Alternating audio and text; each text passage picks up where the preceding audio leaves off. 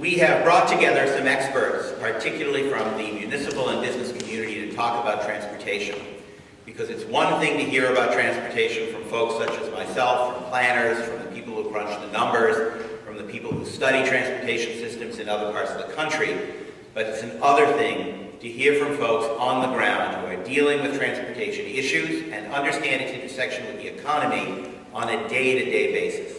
That is why I'm so pleased to have these folks here today to discuss these issues with us. I'm going to introduce them briefly.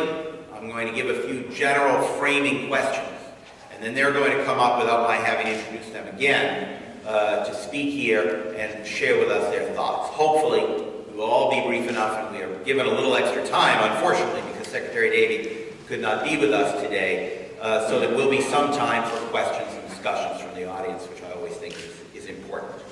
So we have the following wonderful people who are joining us. I'll give some brief introductions.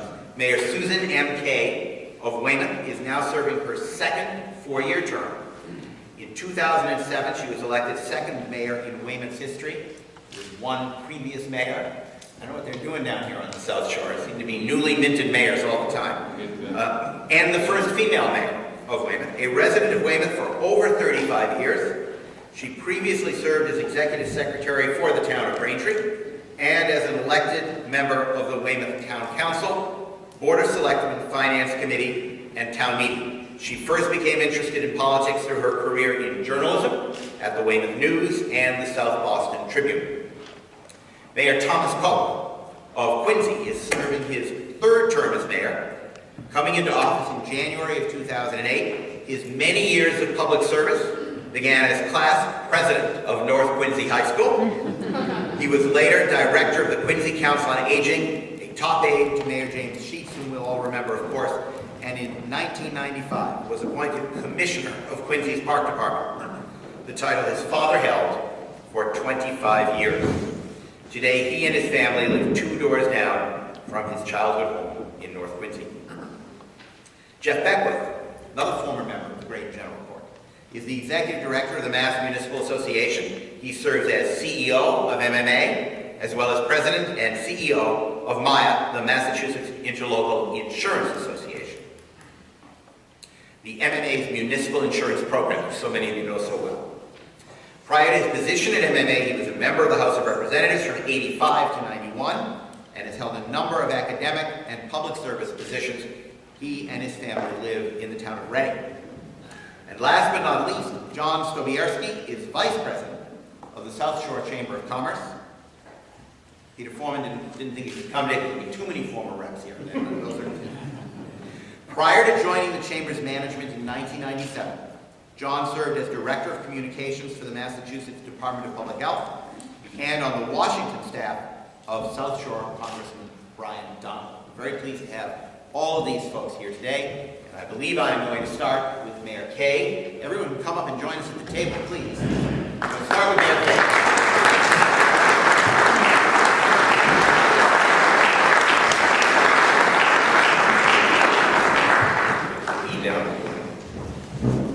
Sorry, the mic's giving us a little bit of fit today, folks. Everyone here? Everyone can hear me? Okay, good. A few quick framing questions. I'd ask the speakers to focus on these, although I'm sure each one of them will have some of their own wise remarks to bring that may not directly relate to the questions. But here they are. How important is transportation for the economic competitiveness of Greater Boston and the Commonwealth as a whole?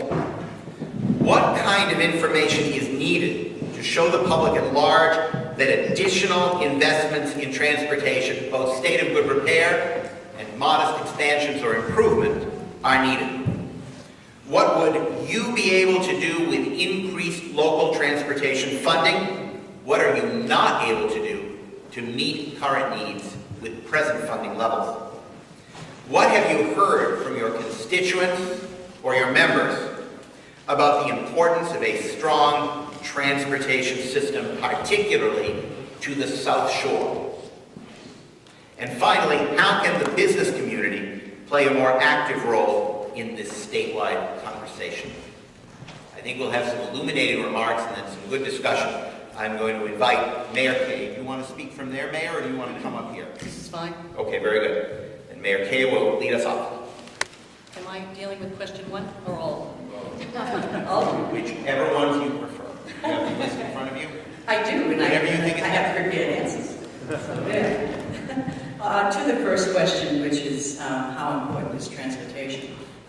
There's really no debate here. Transportation is vital to the quality of life and the economic development in our cities and towns. Access to transportation facilities is of utmost importance to all of the users, not only drivers but pedestrians, bicyclists, truckers, and transit users. Access to jobs, how critical is that? To free up jobs and not have people be able to get to them is useless. Hospitals, Weymouth is home, fortunately, to South Shore Hospital. Where people can come and go to a cancer center without having to go to Boston, but not everyone drives, so transportation is critical there. Places of worship and recreation depend on transportation. I've always been a believer in tourism, and I'd like to one day see a transit system. Am I off? I'm loud. A transit system that would bring people, they tell me Europeans love to tour the South Shore, to places such as Quincy first. We all share some part of the Adams family, right into Braintree and then into Weymouth, and that's going to take a lot of consideration for a transit system. Weymouth is very fortunate that we also host two train stations, one the Old Colony Rail, as well as Greenbush. Old Colony in the southern part of town, Greenbush toward the landing. So we believe that the current mode of transportation in Weymouth is sufficient to bring people into our town, but certainly not sufficient enough with our bus system to get from one end to the other. Did you want me to go on? More questions? You're doing great. Okay. When we talk about the kind of information that is needed to show the public at large that additional investments in transportation need to be made, I believe that was the second question. If we recall the collapse of the I-95 interstate bridge in Minneapolis in 2007, that really resulted in significant federal investment in the Accelerated Bridge Program. A very unfortunate event, but it certainly got things spurred up and moving. And the program was to reduce the number of deficient bridges. The number of deficient bridges in this country is alarming. It's an example of when a national tragedy was used to raise the public awareness and increase investment. Visual information of deficient bridges or roads closed to traffic, and statistics on the number of deficient bridges or vehicle miles of roadway traveled by the public in need of repairs. So that's the kind of information, and we need to get the public on board with that. What would we be able to do with increased local transportation funding? Where do I begin? And what am I not able to do? An increase in local funding would make it possible to address our infrastructure deficiencies, and they're huge. We have postponed or neglected them upmost of about 30 years. And just to be specific, that would be upgrading of aging traffic signals. They're everywhere in town. Sidewalk repair, we have not really gotten into a sidewalk program in 30 years. Upgrading of intersections to meet pedestrian ADA standards, that, as you know, is critical. And these examples are what we've not been able to accomplish as quickly as needed. We have instituted a program just newly this year, a capital improvement program that includes setting aside a certain amount of money for sidewalks. Certainly not enough. And number 4 question was, what have I heard from my members about the importance of a strong transportation system and investing in the South Shore? And I would say that a strong transportation system would allow Weymouth to attract more development. We have, as you all know, and have heard of Southfield, as the former South Weymouth Naval Air Base, and transportation is critical to bringing commercial properties in there. It's not just about the East-West Parkway that is now in the works. It's more about getting to those egresses along Route 18 and the widening of Route 18, and those repairs are going to be critical to that. And even to make us an attractive place to live, people want to have good transportation. A strong public transportation network, the Green Bush Line, bus transit routes, and the access to the Red Line will result in more sustainable development near those train stations and along bus routes. You may have heard of Weymouth Landing. Mayor Sullivan and I were able to apply for and receive over $2 million of a PWED grant in the landing for streetscaping. It's beautiful. Yet, there is one whole area that we're trying to get some small businesses in, or possibly residential. We're trying to make the landing vibrant again, and we're doing a good job at it, but it's coming slow. Southfield could live up to its potential as a sustainable developer if the possible transportation networks, the East-West Parkway bike routes, would be developed. So, and let's go back to the hospital also. It's one thing to have Green Bush on one end of the town. Keep in mind, it takes about 20 minutes to get from one end of Weymouth to the next, about 12 miles. And the hospital is virtually in the middle. So we need a very good bus system to be able to get everyone to those great locations. And I believe there was one more. And that's how the business community can play a role. It's very important for me to connect with the business community in towns, with Rotary and the Weymouth business members a lot. The business community has a strong voice when it comes to expressing community needs. They do in Weymouth, and they should. Business leaders are dependent on an efficient and safe transportation network to serve their client base. Efficient traffic flow makes it more accessible and attractive in the availability of a transit system and make it possible to attract a larger employee base. There's nothing worse than having work being done in an area where there are small businesses and making them almost unable to seek access to them. So we hear a lot of complaints on that. Businesses are struggling now to impede any kind of access to their buildings. It really is a detriment to them. They need to participate to a greater extent, though, at public hearings in the state and bond and budget debates. You don't see them at the night meetings, and I know why. They work all day long, they want to go home. They don't always live in town. But they've got to have their voices heard. Negative opinions receive disproportionate consideration. And at a recent public hearing for an intersection signalization project in Weymouth, business interests spoke in favor of the project, and it resulted in a more balanced public response. So it's very important. And as I go around and speak to businesses in the landing and in other parts of town, Weymouth is unique in that there is no downtown area. We're made up of 4 villages, and these villages are where these small businesses are. So, and it's critical to make sure that we are able to have movement within those villages. Thank you. Great. Mayor, thank you very much. Thank you for those insightful remarks.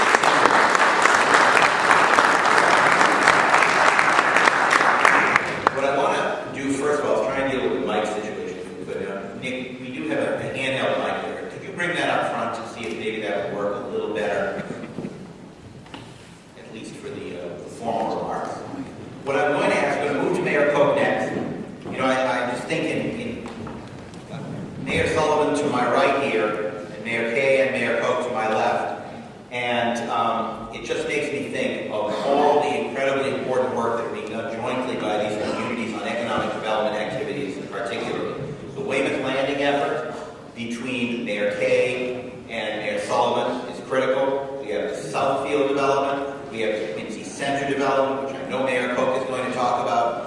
Sometimes people talk about all the development in the region being focused, for example, in Boston and Cambridge and Somerville, where there's great, powerful development going on. But there are critical, sustainable development efforts that are also going on in other parts of the region, including the South Shore. And all of those together are going to create a lot of jobs, going to create a lot of homes, going to create a lot of tax revenue, but all of them dependent upon the transportation infrastructure. I'm going to move to Mayor Koch next. I'm going to see, Mayor, would you be willing to use the handheld mic and see if that works a little better? I'm not sure. Mayor has a pretty booming voice anyway, so I'm not sure he really needs it. What I'll ask the panelists to do is try not to repeat what the other folks have said, but focus on the elements of the questions that you're interested in, and then we'll try and get a discussion going among the panelists and some questions from the audience. Mayor Koch. Thank you, Mark. Thank you, Mark. And maybe we can take a little collection so we can chip in for some new microphones. Just kidding, of course, Joe. I want to thank you for hosting today. I also want to take a moment, first of all, to thank, there have been some good transportation projects happening for the South Shore, and that wouldn't be happening without the leadership of Ron Mariano, Senator Keene, and the legislative delegation. We've had the North Gateway of our city bridge refurbished, and the Quonset Bridge, which was more than a $30 million program. And the Fall River Bridge, which is just getting underway, is more than $230 million project, which has been crying for replacement for a long time, is now beginning. So thank you, Ron, and our legislative delegation for dealing with those transportation.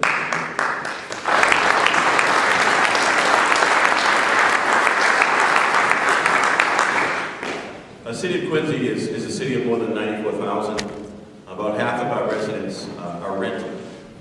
And when you have rental property, more of those folks depend on public transportation. We have obviously the Red Line with 4 stations. We have a number of bus routes, and we have ferry service, which is very, very important to the future development of the waterfront communities.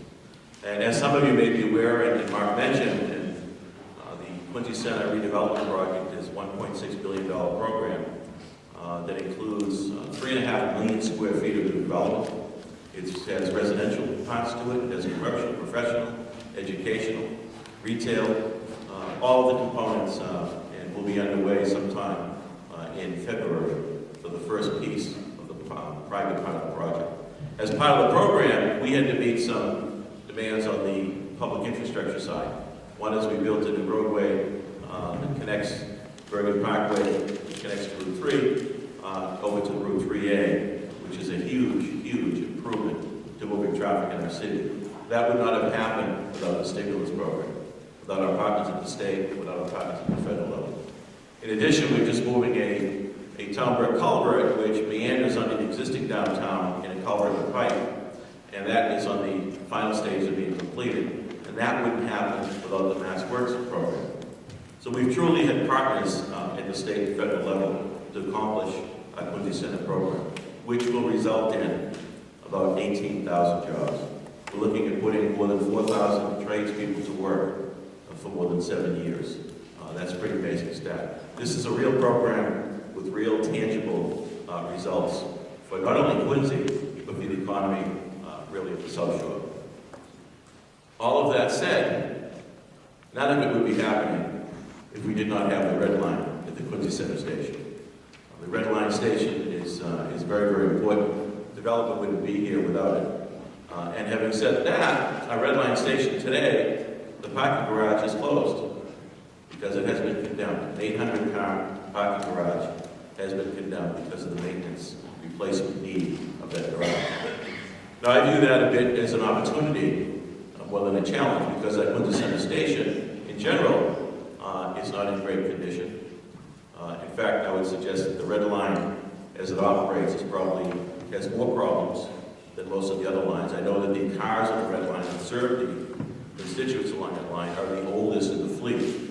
So when we talk about expansion, we also need to address the current situation with our 4 stations, which are in decline, as well as the cars that service the people. If we don't have that dependable transportation, if we don't have the parking available at the stations, it certainly curtails or hurts all we're doing with our Quincy Center project, which meets all the smart growth criteria, which meets the transportation-oriented development criteria. So the MBTA is huge to the city of Quincy. In addition, Mayor Kay talked a little bit about the local issues of sidewalks and streets. Chapter 90 program is very important to our city. It is not adequate, really, to do what we need to do citywide. I think we gave about $1.9 million last year, which resulted in so many streets being repaved. However, when you look at more than 260 miles of roadway and more than 370 miles of sidewalk, it doesn't go far enough. So in our plan going forward, it's my hope that we can address those transportation needs. The maintenance, I think, should be first, to really maintain, improve what we have. Secondly, in the expansion area, I know that's very important to certain developments. To me, that would be a second priority. And then third, of course, would be the Chapter 90, addressing cities and towns with the needs they have in infrastructure. The city hasn't waited for, and I alluded to the partnership between the state and federal government. The city's putting forth the City Council has authorized this mayor to spend $289 million in bonding for all the infrastructure replacement of our downtown program, which is going to be paid for by the new taxes coming out of that district.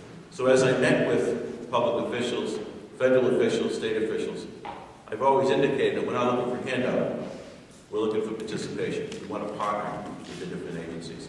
And we've been successful to date doing just that. So transportation is very, very important in Quincy. And Streetworks deal, Streetworks, our developer, would not be at the table if not for our MBTA station. Thank you.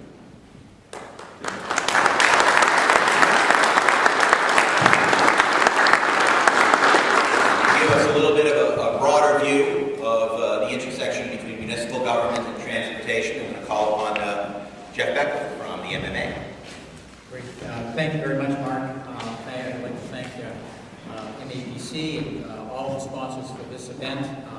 We're hosted by Mayor Sullivan, who's a member of the Massachusetts Municipal Association Board of Directors, one of my bosses. I admire him greatly, and not only now as a leader, but also as someone who is part of a long tradition, I think, of the South Shore of having very strong legislative delegation, really leading in on transportation and so many other issues. That's why it's terrific to have Leader Mariano and Senator Keenan here. I've seen more former legislators also here than I do at a reunion of the Massachusetts State Legislators Association. I also saw, in addition to others who've been introduced, Emmett Hayes here earlier today. From the municipal perspective, of course, we get it. Local officials get it, the connection between transportation and the economy. And so many of you, of course, all of you do, because you're here. I can talk about some more information about the impact and the connection between transportation and the economy, because back when I served as a member of the legislature, in 1990, we were actually dealing with a voter referendum on whether or not to keep the increase in the gas tax that had been passed by the legislature in place.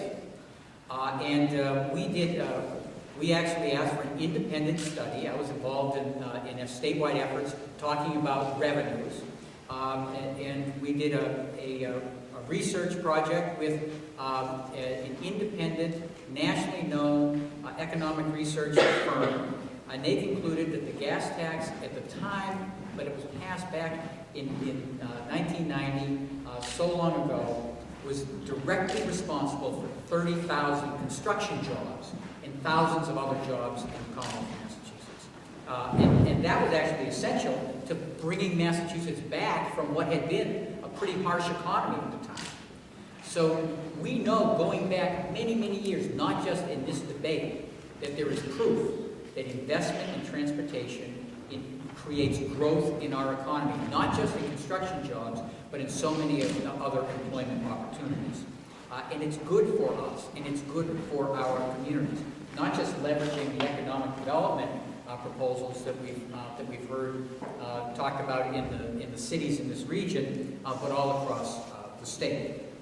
Now, in particular, the Massachusetts Municipal Association is involved in advocating for what's called the Chapter 90 program, which is the share of transportation dollars the state has that goes back to cities and towns. It's currently at $200 million, which is a record level, which sounds really terrific, and we appreciate the support that the legislature has given us in passing that. That is essentially, given the amount of resources that the state has, a high number for Chapter 90, given the resources the state has. But this discussion is about increasing the capacity of Massachusetts to invest more in transportation. And why do we need to do that? Well, in terms of some new information, or some information that we have discussed that shows the importance of this issue. The MMA has from time to time conducted a survey of cities and towns. How much money is necessary in Chapter 90 in order to maintain your local roads in a state of good repair? What is necessary? And 3 years ago, when we last did the study, it showed that the actual need for Chapter 90 was over $400 million. We're receiving $200 million now. Unfortunately, 3 years have passed. Our roads have actually worsened in condition. And we're hoping that in a couple of weeks we'll be able to release the results of our updated analysis in terms of the actual need. But the actual need has grown. The actual need has grown significantly. Now, Chapter 90 is important because cities and towns are responsible for 90% of the roads in Massachusetts. 90%. And that's of the miles of roads, not just the names. So that means that local leaders, mayors, selectmen, managers, all across the state are maintaining our road infrastructure, and they need adequate resources in order to do that. And if those roads deteriorate, we have a problem because why? Because it becomes even more expensive to repair them. A road that is in a state of good repair actually is much less costly to maintain for many years than a road that is chock full of potholes and needs constant repair, because that also, underneath, the very foundation of that road is being eroded, and much more expensive repairs are necessary in the short term and in the long term. So increasing Chapter 90 to allow communities to maintain local roads in a state of good repair is actually a common sense business strategy, because it saves money and it's very efficient. One of the reasons why the Chapter 90 program is so popular is it's also the most efficient way to share transportation dollars with every corner of Massachusetts, from Boston to the Berkshires, from Cape Cod to Cape Ann to the South Shore. So we're advocating for this, obviously. It's along with local aid, this is our top legislative priority, and the legislative priority is set by local officials from every corner of Massachusetts. The challenge that we have is that there seems to be a gap between where the public understands this issue and where the so-called experts, all of you in the room, understand this issue. And so that's the next phase. That's what this is all about. Increasing the level of public awareness around this issue, about the work of the Transportation Finance Committee a number of years ago that identified a $20 billion gap over 20 years in what we needed to expend in order to have adequate intermodal, high-level, high-quality transportation system for our economic future. And for cities and towns, it's a very basic concern. It's about economic development, but it's also about public safety. It's about commerce. It's about allowing people to move back and forth effectively to their jobs in terms of commuting, but also just within the community and in between communities, and allow for a broader, more comprehensive vision and a high quality of life and much greater level of productivity overall.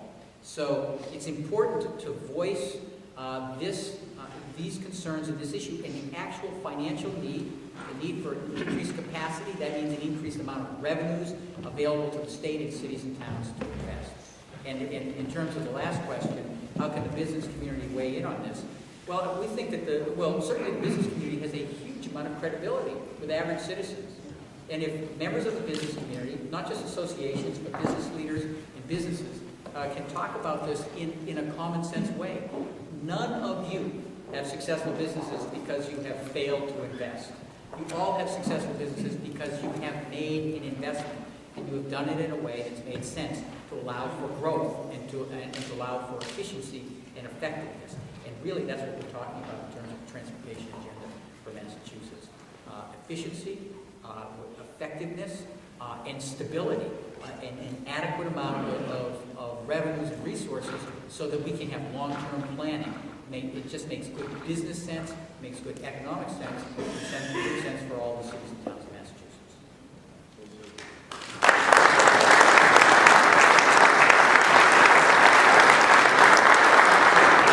Thank you, Jeff. You know, it's very interesting to hear Jeff, and of course, before him, both mayors, talk about Chapter 9. And one of the interesting things that we've seen that people may not be aware of is we serve MAPC, particularly Eric Borath, here, my transportation manager, serves as vice chair of the Metropolitan Planning Organization, the MPO, in Greater Boston, which programs federal money for transportation. And people come before the MPO and they've increasingly said, well, you know, it maybe used to take 2 or 3 years to get a project, now it takes 5, 6, 7, 8 years to get a project. One of the reasons for that is that projects that used to be funded by Chapter 90, relatively modest local roadway projects particularly, they now go to the MPO, they get on the list, so we have all these local projects that could honestly be done less expensively on the local level without the federal processes, which of course, cost money and take time, now going up to the MPO and waiting in line with everybody else to get funded over these extremely long periods of time. It's just a little trick in the system, a problem in the system that I think people aren't aware of all that frequently. I want to call on John now to talk about transportation a little bit from the perspective of the business community, which is so important here on the South Shore and, of course, across Massachusetts. John.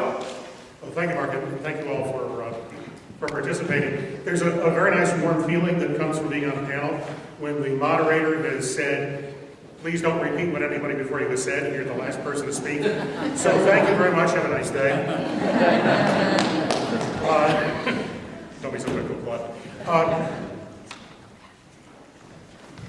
One of the things that has been said, but I think needs to be underscored, is we're not talking just about transportation.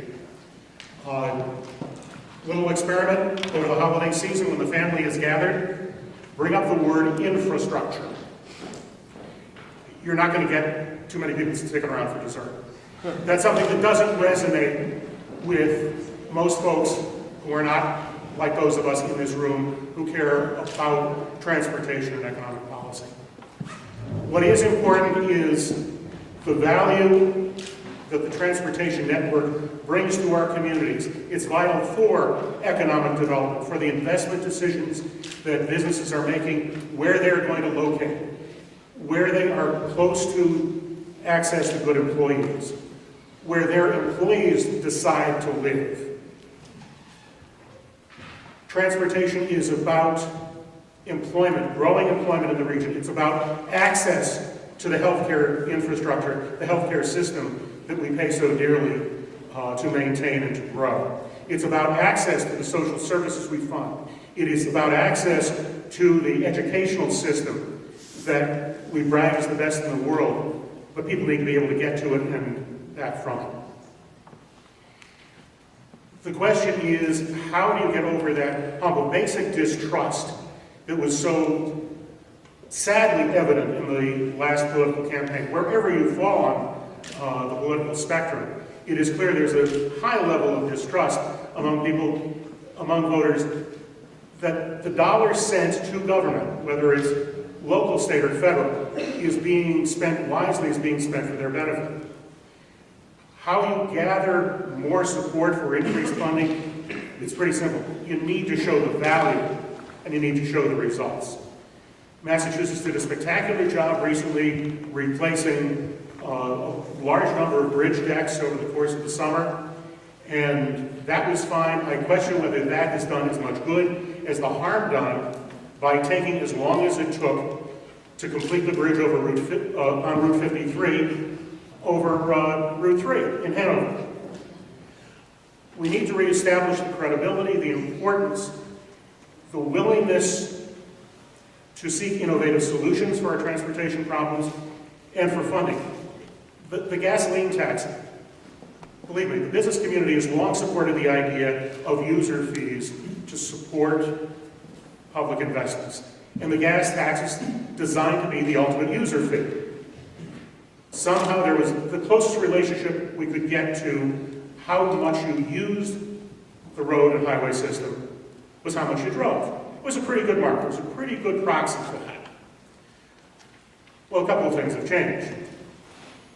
Even though gas prices have gone up and people have scaled back their use of gasoline either by seeking other means of transportation, by hopping in a Prius instead of a gas guzzler, or just driving less, that is no longer a marker for how much we use the roads. And the gas tax that made sense when gas was $1 a gallon hasn't changed very much now that it's somewhere in the threes. We need to be looking for other models of funding transportation. What we've heard from our members is, yes, a solid transportation system is vital for our investments going forward. We have a lot of challenges doing business in this area. The high cost of fuel, the high cost of employees, the high cost of land for our business, for our homes, for our employees' homes. We need an efficient transportation network. It's vital to our business, and we are broadly willing to be supportive of it. But we need to be convinced, listen, we're busy running our businesses, okay? That's a full-time job. We need to be convinced that our dollars are being spent wisely. And yes, we do rely on others to speak up for us, our elected officials, our associations, and we need to have a constant conversation. It's not always going to be most efficiently carried out in the format of a local hearing or a committee meeting. We, as the South Shore Chamber, and I know Tom at the Ponset Valley do the same thing, we try to keep up a dialogue between our businesses and our local communities. Over time, we need to reestablish trust and credibility in our transportation funding system and understanding among the broadest constituencies possible that it's not just transportation, it's not just infrastructure, it is an investment in our communities. And that is the most critical issue we face. It's not talking to the people in this room. You guys get it. You understand it, maybe almost too intuitively. We need to communicate with a larger audience that investments need to be made, they need to be supported. We need to keep up the promises we have already made to those who have invested in their homes and their businesses. And going forward, that we're going to use their money wisely to maintain an infrastructure that will allow economic growth and prosperity in this region.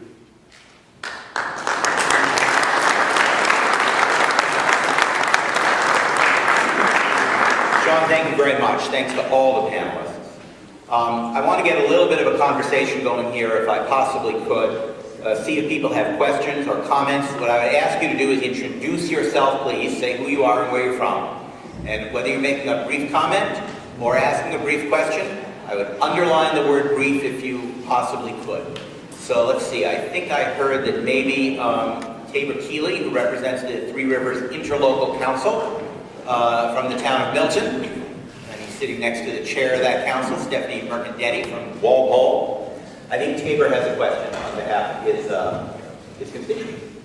I didn't know I was the designated question here, but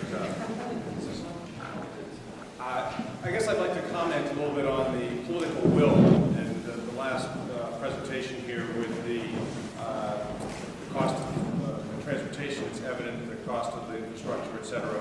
But the dollars that we're paying gas tax, nobody wants to talk about it, and I'd like to point that to the legislative group that's here, that we do need that dollar, whether it's coming from a gas tax, whether it's coming from a user fee of some other sort, and to point out that it's not just the bridges that are crumbling, it's the whole system that's putting our roads and transportation system, the MBTA, et cetera, is really falling apart. About 10 years ago, we were talking about the Adeline group here on Route 128, something that the lower end of 128 lost out on when the upper portion got their fourth lane. And we had, at that time, had a proposal for another method for funding this, and doing design-build. Route 3 at the time was under construction. Modern Continental was getting lambasted in the papers for being full of corruption and being over budget and missing out on the dates. It turns out they were, I think, in the 60 days, maybe 90 days late. They were in the tens, maybe $100,000 over budget instead of millions. It really worked quickly. They had a project done in 4 years. At that time, we were planning on the Adeline Committee was tossing around a 2008 time frame for completion. Here we are in 2012, and they've still got barrels blocking many lanes. And we've got bridges to go and need them. I'm just wondering if there's anybody that can address how we can get another method for financing and working the system, both with the MBTA and the Mass Highway. Does anyone want to comment on that, either in the panel or in the audience? There's many experts in the audience. Yes, sir. Let me just offer a quick thought in response to that question. The issue, and I think, I know that Representative Mariano had moved along, Senator Keene, I know, is still here. But in terms of the legislative support, I know it's there. When I say I know, hopefully I have a bit of a unique perspective on this. Fortunate to serve in the state legislature for many years, fortunate to work on transportation issues, now as a municipal official, and understand perhaps even greater the need for infrastructure improvements. What we need to do, both within this organization, within our communities, is to be advocates in terms of projects that would help our economic vitality here at the local level, and to give the legislature a level of comfort, a level of support, a level of information that in fact a meaningful vote in the state legislature will be supportive of local projects that we need to get accomplished here at the local level. And so connecting the dot in terms of the importance of that vote and allowing for the legislature to understand that. When I say allowing, I mean that in the most respectful way. There needs to be forums such as this that educates the public at large to the importance of infrastructure expenditure, period. And we need to, beyond this forum, as I think I said right at the start, and members of the panel have said it as well, we need to get that message out that the expenditure on transportation will generate economic activity, and to give the legislature a level of support and comfort that in fact that vote will be a meaningful one to help all of our cities and towns. Okay, so it's not just about the Four River Bridge. It's not just about Adelaide project. And I should say that I was fortunate to serve in the legislature that did that design-build approach for the design for Route 3 Adelaide from Burlington to the New Hampshire border. And so that type of procurement process, which you properly comment on in terms of the way in which it was successful, needs to be replicated in other parts of the state. And that's an alternative way in which to get projects of that size and scope accomplished. And we're looking at that type of procurement for Route 3. Now you have a little bit of a physical barrier in terms of the split here, and there's ways in which to try to accommodate that, which might include land takings, but also might include some type of tolling that would be part of accessing the lane. So you look at alternative ways. As a member of the TFC in 07, we looked at these alternative ways and introduced them. And as I said, some reforms were made. There has been some progress in that area, but the progress needs to continue. So I think you've got air right issues, both at the Quincy parking garage as well as the Braintree garage, that could generate some revenue streams. You've got some private tolling opportunities. You have advertisement opportunities along the right-of-way. There are a number of revenue streams that can come into play beyond just the discussion of a gas tax. But in order for the legislature to be supportive of that, we need, at our level, to educate, to support, to encourage the legislature to understand, and again, I mean this in the most respectful way, having served, to understand that the vote will have a connected dot effect to our municipality. So, I appreciate the question, and we tried to give it some thought. We're going to hear from Joe Curtatone in a moment in terms of the Metro Mayor's position on this. But I think both the mayors on the panel, as well as the chamber, and Jeff's perspective, we get it. We get it in terms of understanding that there needs to be financial underpinning to a comprehensive transportation agenda for our Commonwealth. Question? I think Mayor Koch and Mayor Kay, brief comments. I want to get back to the question. I know that many of us probably are beating around the bush a little bit. The reality is we need additional revenue. And the question was, I heard somebody make a comment, political bill. Every year, just about every mayor in every municipality increases the property taxes. The loneliest time of the year for a strong mayor form of government is at that tax time when we send the recommendations to our city council. We do it every year. We do it, and we're successful because people understand what they're getting for those dollars. Obviously, at the local level, there's much more communication, discussion about those local issues, and what it means to education, to public safety, to parks. So the political will is there at the local level. We know we need more revenue. I think that we have to continue to have events like this. We have to get into all the communities and let people know what they're getting for those dollars. There's great cynicism out there, as we know, and it's difficult to communicate through the printed media at times. But the reality is, when we lay it out and we let people know this is exactly what it'll be used for, only for transportation, and whatever the formula comes through that is recommended, everybody wins in the transportation area. I think we'll be successful. Okay. Thank you. I can support a gas tax increase if it is geared only for transportation. And also, it must be followed up, as I totally agree with Mayor Sullivan. We need to give some ammunition. We need to give some information. You know, every year we look at, okay, here's Chapter 90, and I have this list, and the list grows every year, and that street that we didn't address gets older and older. What we did this year in Weymouth was, for short money, we hired a consultant to take a look at our streets and our sidewalks and evaluate them. We now have a clear picture, and he did it in percentages of degrees of decay, if you will, or you know, falling apart. And it was a real eye-opener. And when I looked to start to address, it wasn't the streets that I thought we should go fix right away.